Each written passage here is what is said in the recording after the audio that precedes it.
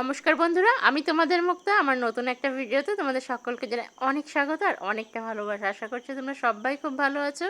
আর এই তো সকাল থেকে ভিডিওটা তোমাদেরকে নিয়ে শুরু করলাম। তো সকালবেলা আজ রান্না হবে নিরামিষ, মাছ নেই, মাছ ছিল না ওই দিন। তো ডাল রান্না করব, যেমনটা ভাবা তেমন কাজ। আর মনে মনে না অন্যান্য চিন্তা ভাবনা চলছে যে মাছ আজকে আসলেও রাখবো না। তো অন্যান্য কাজ বলতে ওই যে নাইটিটা বানাবো, সেই জন্য ডাল রান্না কমপ্লিট। আর এই যে আলু ভাজা করব বলে আলু ভাজা কেটে ধোয়াও হয়ে গেছে। আর হলো হবে আলু পটলের তরকারি। আর ফ্রিজে না একটু বাঁধাকপির তরকারি আছে, রান্না করাই রয়েছে। রুই মাছের মাথা দিয়ে বাদাম টাদাম দিয়ে রান্না করেছিলাম, বছরের শেষ বাঁধাকপি বছরের মতো। আর সজনে ডাঁটা পাশের বাড়ির থেকে একজন থেকে কিনেছিলাম 1 কিলো, সেটাকেও কেটে কেটে একদম গুছিয়ে রেখেছি। আর এই যে বেগুনটা একটু শুকিয়ে গেছে, তো এটাকে ভাজা করব রাতে। দুপুরে হবে আলু ভাজা। আর বেগুনের নিচের অংশটা না আমি কেটে তরকারি করি বা করি, আর উপরের অংশটুকু ভাজা করি।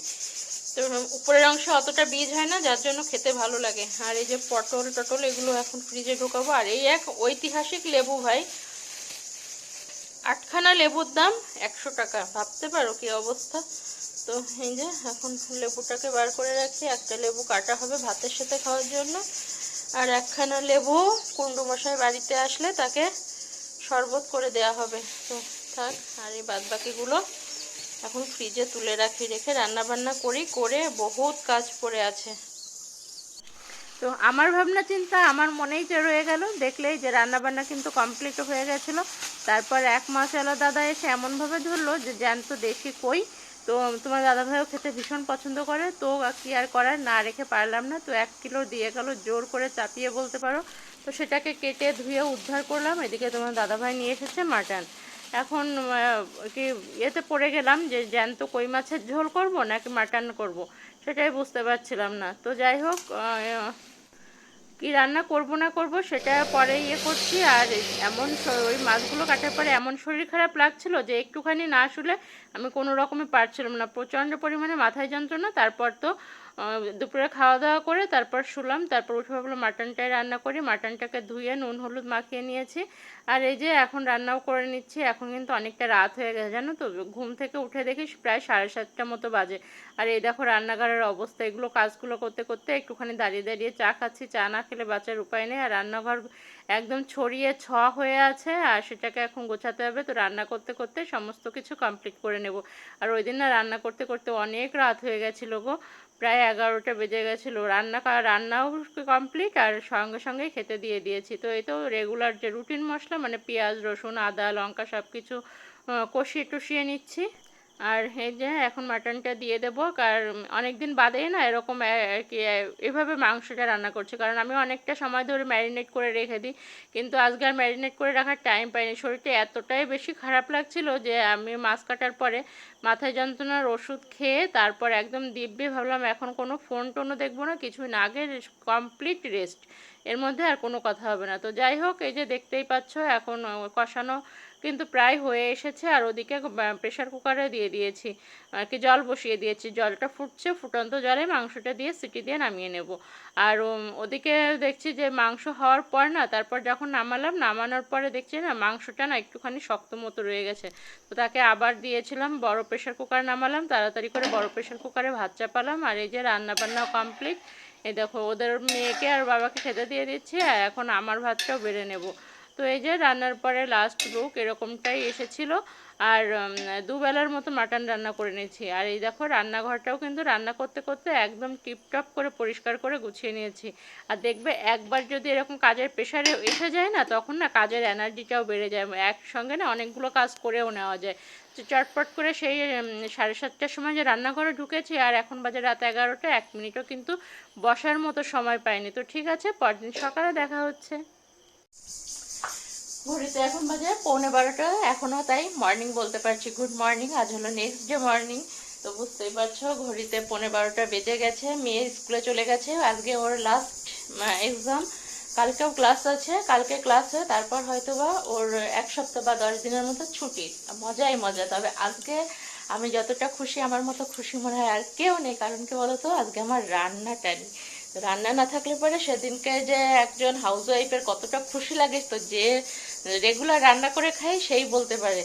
তো সেরকমটা আমারই হয়েছে। কারণ কি বলতো, ওই যে গতকালকে রাতে তো অত রাতে মাটনটা রান্না করলাম, তো গতকালকে না একবারে দুবেলার মতো করে নিয়েছি। তো যার কারণে আজকে আর আমার রান্না নেই। আর রাতে ওই যে দুপুরের মতো যে দুপুরে আলু পটলের তরকারিটা করেছিলাম ওটাকে ইয়ে করেছি আর কি, রাতে বার করে নেব আর দুপুরে মাটনটা খাবো, ব্যাস হয়ে যাবে। রাতেও এই ডাল আলু পটলের সঙ্গে একটুখানি বেগুন ভাজা করব। আর সকালবেলা সমস্ত কাজ বাজ কমপ্লিট করে চাটা খেয়ে এতক্ষণ শুয়েছিলাম, একটুখানি রেস্ট নিচ্ছিলাম। এখন ওই যে জামা কাপড়ের ইয়ে পড়ে আছে, তো সেগুলোকে ভাঁজ করব। নেল পালিশ তুললাম, একটুখানি নেল পালিশ পরবো। আর সব থেকে বড় যে কাজটা করার ইচ্ছা আছে কি বলো তো, আমার নাইটিটা বানাবো। তো সেজন্য আরও বেশি এক্সাইটেড আমি, দেখা যাক কতদূর কি করতে পারি। গতকালকেও তো ভেবেছিলাম কাজ নেই, তাড়াতাড়ি করে রান্নাবান্না করে নিই, তারপর এটা করবো। তো ঠিক আছে, তো গতকালকে তো হয়নি, সেটা ইতিহাস হয়ে গেছে। তো এখন দেখা যাক কতদূর কি করতে পারি, ঠিক আছে? তো চলো আবার পরে আসছি। তো এই তো দেখো, রান্না নেই বলে ল্যাদ খেয়ে খেয়ে কতটা বেলা করে ফেললাম। আর তুমি দেখি আর করবো, তোমার দাদাভাই তো উঠে পারেনি তখনও, সে তো অনেকটা দেরি করে ওঠে। তো সেজন্য আমি ভাবলাম আগে থেকে রুটি করে লাভ কি, তো একবারে উঠলে পরে গরম গরম রুটি তরকারি করে দেবো। তো এই তো তার জন্য রুটি আর তরকারি করে নিচ্ছি। রুটি তরকারি করে আর কি করাও কমপ্লিট, কথাও এখন তুতলে যাচ্ছে। মানে ভিডিওটা করে না অনেক দিন আগে, এটা ধরো তোমার বিগত সোমবারের ভিডিও। তো তোমার দাদাভাইকে খাবার দিয়ে বলছে আজ আমার মহা আনন্দের দিন, জানো তো, আমার না আজকে রান্না নেই। তো বলছে ঠিক আছে, রান্না যতক্ষণ নেই তাহলে চলো এসিটা পরিষ্কার করে ফেলি। তো ঠিক আছে, ভাবলাম ঠিক আছে চলো, নাইটিটা না হয় একটু পরেই বানাচ্ছি। তো তাকে খাবার দাবার দিয়ে তারপর গেলাম না এসিটা ক্লিন করার জন্য। তো তাকে রুটি আলুর তরকারি আর মিষ্টি তো ফ্রিজের রেগুলারই থাকে, মিষ্টি ছাড়া তার রুটি খাওয়া একদমই চলে না, মানে ভাবাই যায় না। আমিই ভাবতে পারি না, মনে হয় যেন ফ্রিজে তো মিষ্টি রয়েছে, রুটি খাওয়ার সময় একটুখানি মিষ্টি না হয় নিয়েই নিই। যেদিন খুব লোভ সামলাতে না পারি সেদিনকে তো একটুখানি খেয়েই নিই, কিন্তু কি আর করা, জানি মহা পাপ বোধ হয় সে তখন, কিন্তু কিছু করার থাকে না। মাঝে মাঝে জীবের কথাও তো ভাবতে হয়, তাই না? তো এই তো চলো তাকে এখন খেতে খেতে দিয়ে তারপর অন্যান্য অন্যান্য কাজ বলতে রান্নাবান্না যেহেতু নেই, সেহেতু অন্যান্য আর কি টুকটাক যা কাজ যেগুলো থাকে সেদিন সেটা করব। দেখবে যেদিন রান্না না থাকে সেদিন যেন আরও অন্যান্য কাজ কোথা থেকে যে সে ভিড় হয় সেটা বলা যায় না। মানে মনে হয় যেন আজকে সারাদিন রেস্টে থাকবো, কিন্তু মনে হয় যেন আজকে রেস্টে থাকবো, থাক না এই কাজটা কমপ্লিট করি, ওটা করি সেটা করি, এই করতে করতেই চলে যায়।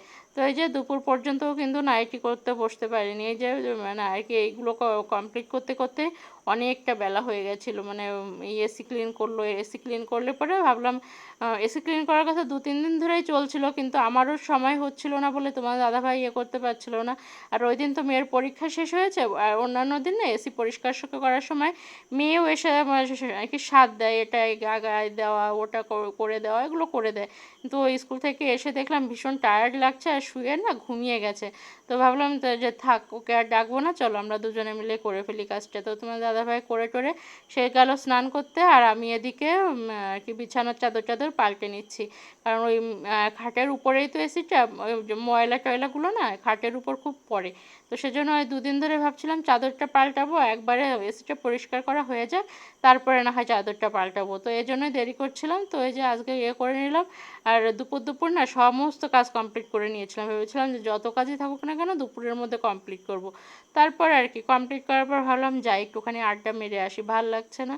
তারপর গেলাম যে ওই যে পাড়ায় সবাই মিলে একটুখানি আড্ডা দিয়ে ওখানেও একটুখানি বেশি না 0.5 ঘন্টার মতো একটুখানি গল্প টল্প করে আসলাম, এসে তারপর আবার চটপট করে কাজে লেগে গেলাম। তো ওই দিন না রাতে না আর ভিডিওটা শেষ করা হয়নি, ইয়ে করতে পারিনি। তো নাইটি করে তারপর নাইটি সেলাই করার পরে না অনেকটা কোমরেও ব্যথা হয়, জানো তো। সিজারের পর থেকে কোমরের ব্যথাটা আমার ইয়ে হয়ে গেছে, মানে সিজারের যে ইঞ্জেকশনটা দেয় ওই ইঞ্জেকশনটার পরের থেকেই আমার কোমরে ব্যথা, মানে বসে না অনেকটা সময় ধরে কাজ করতে পারি না। আগে কিন্তু যখন পুরনো বাড়িতে ছিলাম তখন কিন্তু বসেই রান্না বান্না করতাম, কাঠের উনুনে রান্না করতাম, তো বসেই রান্না করতাম। তারপর সবজি কাটা বলো মশলা করা বলো সব কিছুই তো বসে বসে করতাম, কিন্তু এখন যেন বসে বসে কাজ করার কথা ভাবলে, মানে বিশেষ করে রান্না করার কথা যেন মাথায় বাজ পড়ে, মনে হয় ওরে বাপরে অসম্ভব।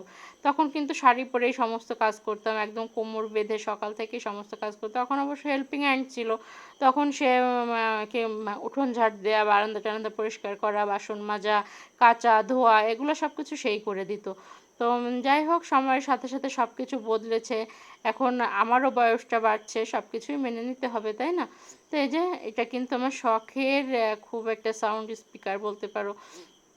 অনেক বায়না করতাম তোমার দাদাভাইয়ের কাছে আমাকে একটা স্পিকার কিনে দেওয়ার জন্য। তো তারপর ইন্ডিয়া থেকে এই 2.1 এনে দিয়েছিল। তো প্রথম প্রথম খুব শুনতাম, কিন্তু এখন আর প্রায় শোনা হয় না বললেই চলে। ওই যখন কাজবাজ করি তখন দেখা যাচ্ছে ফোনেই গানটা বাজায়। আর কি বলো তো, যখন যে জিনিসটা ঘরে না থাকে তখন কিন্তু সেই জিনিসটা মনে হয় এই জিনিসটা যদি আমার থাকতো তাহলে এভাবে আমি করতে পারতাম। কিন্তু যখন কাছে এসে যায় তখন কিন্তু আর সেই জিনিসের কদর থাকে না। ওই প্রথম প্রথম কিছুদিন কদর থাকে। তো এই যে এখন ইয়ে করে দিয়ে সমস্ত কাজবাজ কমপ্লিট করে তোমার দাদাভাইকে চাটা দিয়ে ঠান্ডা মাথায় এখন নাইটি বানাতে বসেছি।